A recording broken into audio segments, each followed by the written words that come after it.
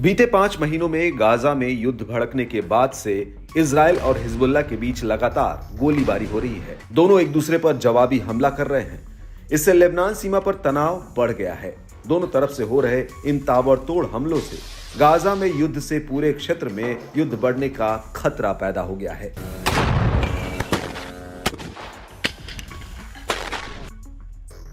आपको बता दें कि हिजबुल्लाह ने हाल ही में उत्तरी इजराइल में मेरोन बेस पर बड़ी गोलीबारी की है। इसके कुछ समय बाद ही दक्षिणी लेबनान के कई शहरों में इजराइल ने हमले किए। ईरान समर्थित हिजबुल्लाह ने मंगलवार को कहा कि उसने कई लॉन्चरों से भारी मात्रा में रॉकेट दागकर मेरोन एयर कंट्रोल बेस को निशाना बनाया है।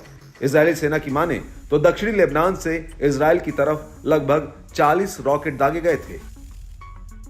इजरायली सेना ने एक बयान में कहा कि उसके युद्धक विमानों ने जिब्चिट, मंसूरी और क्षेत्र के अन्य गांवों में हिजबुल्लाह के एक सैन्य परिसर और बुनियादी ढांचे पर हमला किया। इजराइल ने सोमवार को पूर्वी लेबनान में सीमा से लगभग 100 किलोमीटर दूर बालबेक के पास बूढ़े गांव पर हमला किया। अक्टूबर में शुरू हुए युद्ध के बाद यह पहली बार था जब हिजबुल्लाह के गढ़ बेका घाटी पर हमला किया गया था।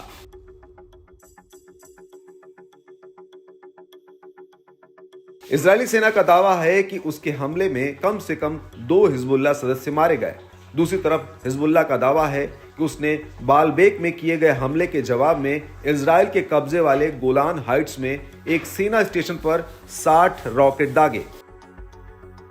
मारे गए लड़ाकों में से एक के अंतिम संस्कार के जुलूस के दौरान हिजबुल्लाह नेता हसन फदल्लाह ने हमले के लिए इजराइल की आलोचना की। उन्होंने टेलीविजन संबोधन में कहा कि यह जायोनी हमला हमें पीछे हटने के लिए मजबूर नहीं करेगा, बल्कि यह हमारे दृढ़ संकल्प को बढ़ाएगा।